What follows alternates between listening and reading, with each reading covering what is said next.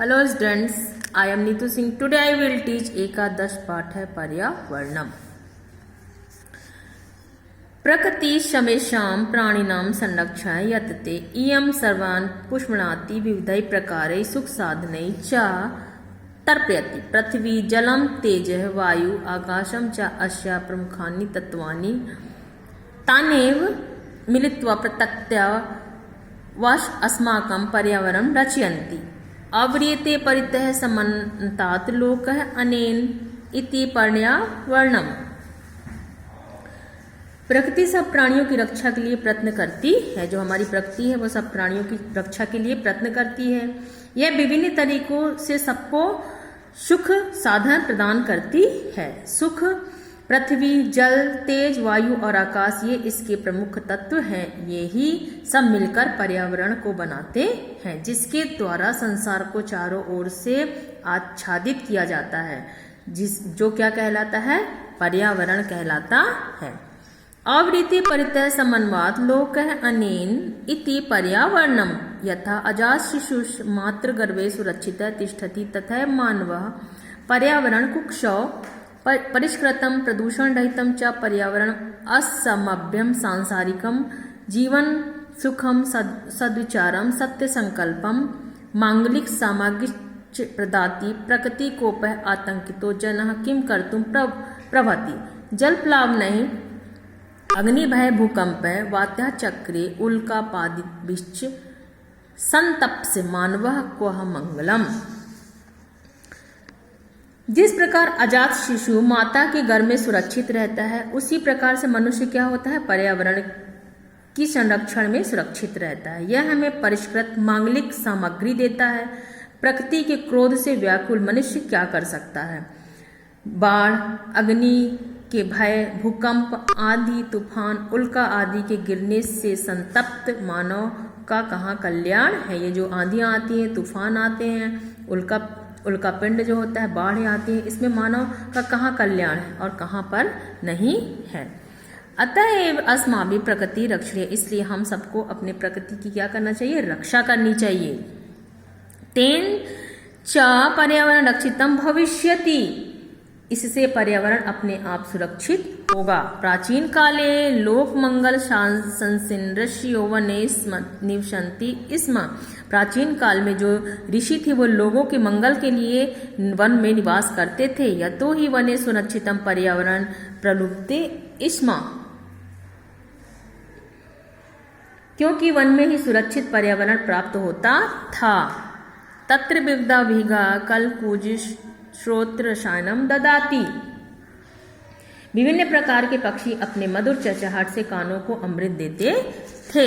सरितो गिरि निर्झराश्च अमृतस्वादु निर्मलं जलम पृच्छन्ति. वृक्षालताश्च फलानि पुष्पाणि ईंधन काष्ठानि च बहुलेन समूह परहन्ति. शीतल मंद सुगंध पवना औषध कल्प प्राणवायु वितरन्ति.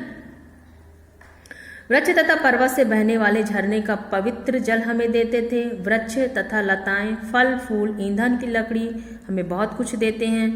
ठंडी हवाएं, सुगंधित वन की वायु औषधि के रूप में हमें प्राण वायु प्रदान करती है. जो शीतल हवा है और सुगंधित वायु है हमारे लिए एक औषधि के रूप में काम आती है. परंतु स्वार्थ अंधो मानव तदेव पर्यावरण अधनाशति. परंतु स्वार्थ में अंधा मानव खुद ही पर्यावरण को नष्ट कर रहा है. स्वल्य लाभाय जना बहुमूल्यानि वस्तूनि नाशयन्ति. थोड़े से लाभ के लिए लोग प्रकृति को नष्ट कर रहे हैं. जना यत्रागाराणां विषाक्त जलम नद्या नित्पात्यन्ति. कारखानों का जहरीला जल नदियों में बहाया जा रहा है. तेन मत्स्यादीनां जलचराणां च क्षणेनैव नाशो भवति. जिससे मछली जलचरों का नाश होता है. नदी जलमपि तत्स सर्वथा पेयम जायते. नदी का जल जो है वो पीने योग्य नहीं रहता है.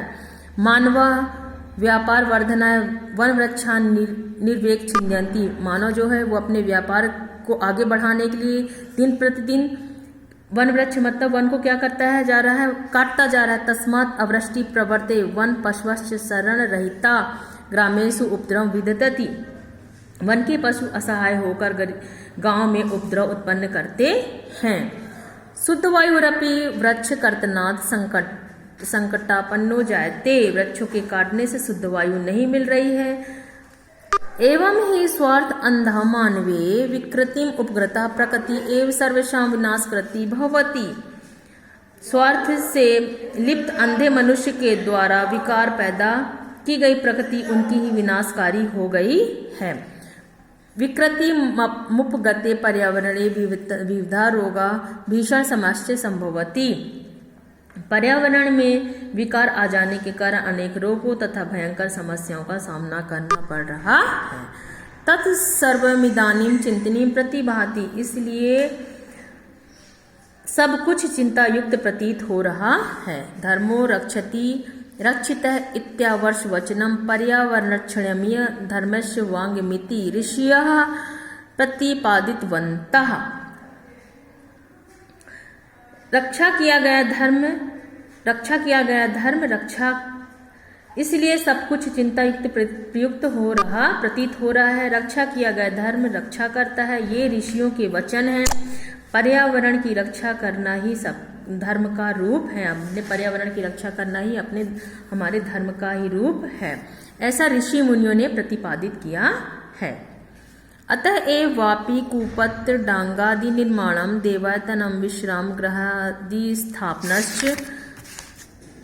धर्म सिद्धे श्रोते रूपेण अंगीकृतम। कुक्कुरम शूकर सर्प नकुलादि स्थलचरा मत्स्य कश्यप मकर प्रभृतः जलचराश्च अपि रक्षणीया यतः ते स्थलमलानाम् अपनोदिनः जलमलानाम् अपहारिणश्च प्रकृति रक्षा एव लोक रक्षा संभवति इत्यत्र नास्ति संशयः। प्रकृति, इसीलिए धर्म के लिए बावड़ी आदि बनवाना, मंदिर विश्राम गृह की स्थापना करवाना धर्म सिद्धि के साधन के रूप में ही माने गए हैं। कुत्ता, सुअर, सांप, नेवले आदि स्थलचर और मछली, कछुए, मगरमच्छ आदि जलचरों की हमें रक्षा करनी चाहिए, क्योंकि ये पृथ्वी तथा जल की मलिनता को दूर करते हैं। प्रकृति की रक्षा से ही संसार की रक्षा हो सकती है। प्रकृति की रक्षा, जब हम अपने प्रकृति की, अपने पर्यावरण की रक्षा करेंगे तभी हमारे संसार की रक्षा होगी, इसमें संदेह नहीं है। इसलिए हमें अपने पर्यावरण की रक्षा करनी चाहिए, वृक्षों को काटना नहीं चाहिए। स्टूडेंट, जैसे कि मैंने आपको चैप्टर 11 पाठ है पर्यावरण हिंदी में एक्सप्लेन किया, ये आपको बहुत अच्छे समझ में आ गया होगा। इसे क्वेश्चन आंसर मैं PDF में लिखकर LMS में सेंड करूंगी, जो आपको अपनी कॉपी में लिखना और लर्न करना है।